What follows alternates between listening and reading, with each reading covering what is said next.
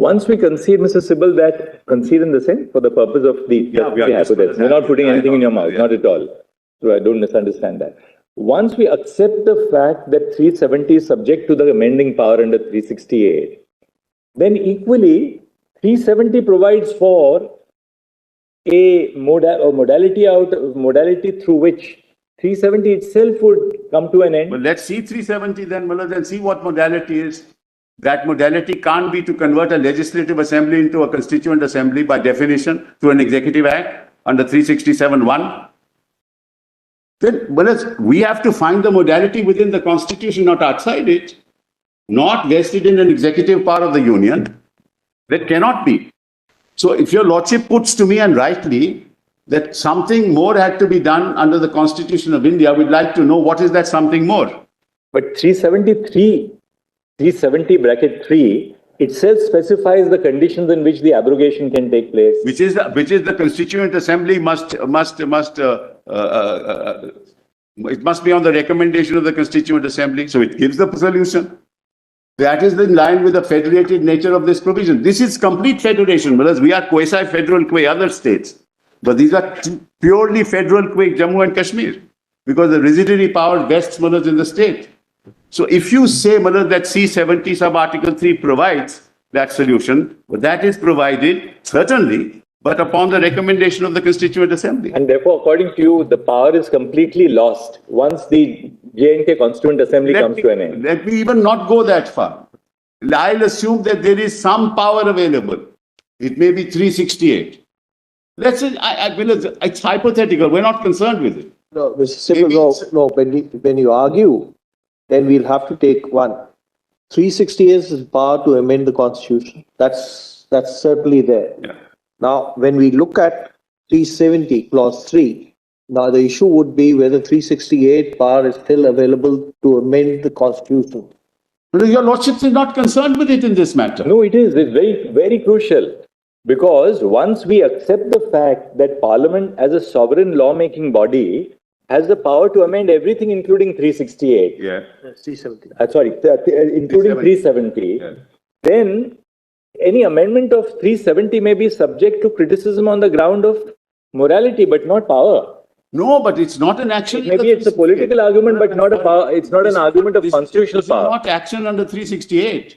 Your lordship is not going to hypothetically say this is an action under 368 when 360 has not been invoked. But then likewise, the exercise of power under 370 bracket 3, can it not be then criticized? It's a question of criticizing it as a political criticism. But is it an argument of the absence of power? Where is that in 370? And the court is concerned with either the existence or the absence of power, right? Not that I should ask your lordships, where is that power in 370 that says that 368 you can do it under 368? So 368 is the power to amend the constitution. We are not. Are we concerned with that here? I'm sorry, Malaj. You require 2/3. You represent. There are independent avenues. You have the power to amend. Malaj, you have the power within 370 to abrogate. But Malaj, in that independent avenue must conform to the provisions of the Constitution. Well, an independent avenue derogates the provisions of the Constitution is no avenue at all. Mr. Sibal, for the timing, if we ignore the proviso to clause 3, in fact, the clause 3 itself, independent of the proviso, gives the power to the president itself to abrogate 370. If we forget about the proviso. I'm sorry to say that, Malaj. I'm really Just sorry. There is a proviso. Once again. You can't exercise that power without the proviso. No, the proviso is something different. We are examining the proviso independently. But independent of the proviso. Clause 370 comes into play on the recommendation of the Constituent Assembly. Your lordship is putting it the other way around. It comes on the recommendation of the Constituent Assembly that the president will exercise power, not the other way around. That's why I said you can't even initiate a bill. Your lordship will remember that. You can't even initiate a bill. Forget about anything else. Another problem is that then we would be redrafting the substantive part of clause 3 to postulate that the power under the substantive provision of clause 3 can be exercised so long as the Constituent Assembly of J&K is in existence. In which case, will a proviso not swallow up the main provision? But that's what it says, that unless that recommendation is there, you can't exercise your power. President can't exercise power under 370, sub-Article 3. It says so. Well, you'll have to interpret it on its plain terms, Bharat, and the lordships have said it not once but several times over. And it's a provision which, in essence, is a provision of federalism. It's at the heart of federalism, is this, Bharat. Yes, of course, it's a precondition. There's no doubt about it. I mean, whatever sophistry may happen, can't happen in this way, Bharat. And Bharat, 373 power has been exercised by the Constituent Assembly, saying no recommendation. And I'll come to your lordships a judgment of Sampath Prakash, Maharaj, which actually deals with this issue. So let's be clear, Maharaj. Sorry. Where does the Constituent Assembly specifically says that it doesn't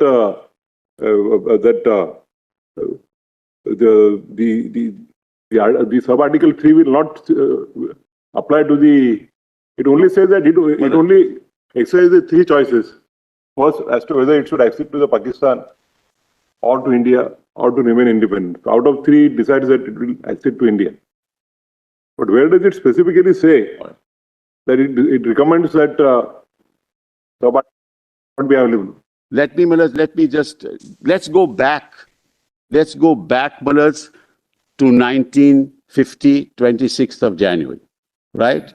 There was no Constituent Assembly. In fact, there was no decision. Originally, it was a National Assembly. There was no decision to convert it through adult suffrage into a Constituent Assembly. So Parliament, forget about the government, Parliament incorporated in 370 the provision for a Constituent Assembly. I asked myself this question, why? Why did Parliament do that? Parliament, there was no Constituent Assembly in place. There was only a National Assembly. This must have happened in collaboration with Jammu and Kashmir. Must have happened, Maharaj. That's why the term Constituent Assembly was included in 370 sub-Article 3. Now, when they said in the proviso that it's on the recommendation, there was no Constituent Assembly. So it had to be a temporary provision. It couldn't be a permanent provision. And the preamble of the Constituent Assembly says to further define the relationship between Jammu and Kashmir and India. So it was temporary because there was nothing in place. It was not temporary because this provision had to go. No. And therefore, Maharaj, that relationship was to be decided by the Jammu and Kashmir Constituent Assembly, which had to affirm all laws that had been passed. Even the laws could not be passed till such time it were confirmed during this period by the Constituent Assembly.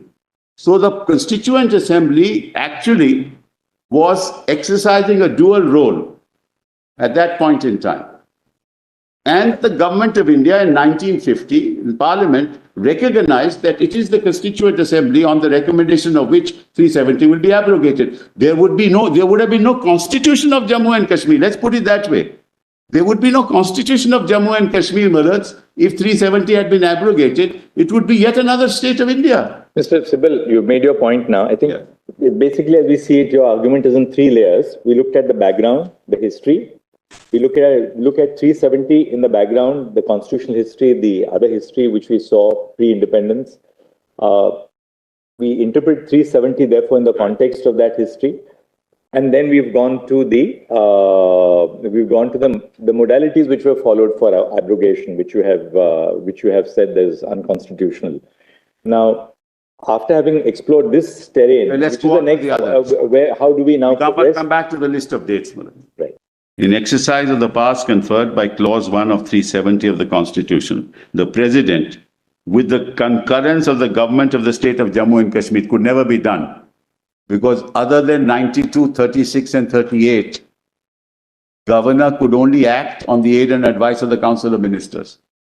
That's the Jammu Kashmir Constitution. The Governor could not represent the state. There is no Council of Ministers. So you create a constitutional myth and assume in the absence of Council of Ministers that there is a Council of Ministers. And then you pass a presidential order that even in the absence of Council of Ministers, the Governor is acting on the aid and advice of the Council of Ministers. What kind of exercise of executive power there is this? This is a mockery, which is why I've been saying it's only a political act. It's not a constitutional act. You wanted to do something, you did it. D is even more serious. I don't think in any constitutional democracy in the world this has happened, Mullah. In the famous Miller case in the UK, Mullah, Boris Johnson tried to bypass Parliament and requested the Queen to prorogue the House. The House was prorogued. Immediately, Mullah, matter came to the Supreme Court. All the justices of the court said, "No, Mullah, your Lordship knows this is the executive power of the government. They can prorogue the House." But all came to a unanimous decision. You cannot even prorogue the House like this. You cannot exercise executive power to bypass Parliament. You bypass discussion in Parliament. That's not the way constitutional democracies work. And this is much worse. You assume something that doesn't exist. You give powers to the governor which he does not have. You assume to yourself under 356 all the powers of the state legislature. You are Parliament, so you therefore invoke the powers of the state legislature and Parliament, and you pass an executive order. What kind of exercise of law is that, or constitutional law?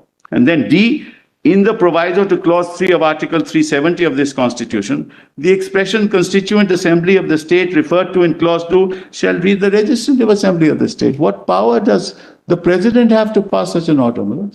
We're not dealing here with exercise of constitutional power. We're dealing with exercise of executive power. Just assist us. From their perspective, why was the amendment to 367 necessary at all? Why was this crucial? I mean, we are seeing now the modalities which they have put into place for their constitutional design of ultimately abrogating 370.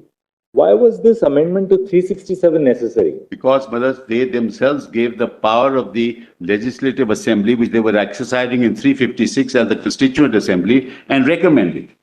They were ad item with my interpretation. Yes. They were ad item with my interpretation. Right.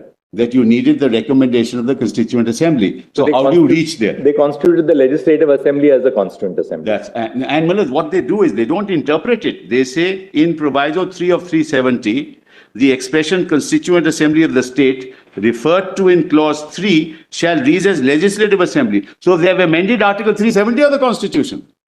Actually, Shall read as 367 amendment was not required because you are exercising power under clause 1 to say article. No, it was required because you needed the recommendation of the Constituent Assembly. No, that's something separate. But in 367, introducing clause 4, in terms of the notification dated 5th August 2019. You required it because they changed the definition of Constituent Assembly in 370 as Legislative Assembly. This is why they could exercise power under 356. Please appreciate. But suppose for a moment that they had not gone through this exercise of amending 367, all right, or introducing 367(4), and suppose we are operating purely within the fold of 356. Yes. All right, your challenge to the 356 notification is a different issue. Yes. And now just testing it as an exercise of power under 356. Once a proclamation takes place under 356, two consequences follow. One, the President assumes to herself all the powers of the state, the executive powers of the state vest in the President. Two, except the legislature, the powers of the state legislature. Two, the powers of the state legislature are then subsumed in Parliament. The government of India does not in its executive capacity exercise the powers of the state legislature. Parliament has to exercise the powers. So once the proclamation under 356 was issued, two consequences would follow. All the powers which were vested in the executive of Jammu and Kashmir were transferred to the President. Correct. All the powers of the state legislature were vested in Parliament. Right. Now, if that was so, then if 370(3) is capable of the interpretation, just as a hypothesis, that it's a power to be exercised by the President to abrogate. They abrogate. Point number 2, any powers which were to be exercised by the state legislature would have to be exercised by Parliament, so they had to go to Parliament to get a resolution passed. Why was 367 necessary for the design, for the constitutional design to achieve this at all? I tell you, 356 power cannot be exercised by Parliament, by the governor, by the President and Parliament in this fashion. independent of 367. Cannot be done. Why? Because you are only acting as the legislature. You don't have any powers independent of the legislature. Under 356, Bomai has held that. You have no such powers. And the executive is only dealing with the administration. It can't amend the constitution under 356. Therefore, they'd had to do this. There was no choice.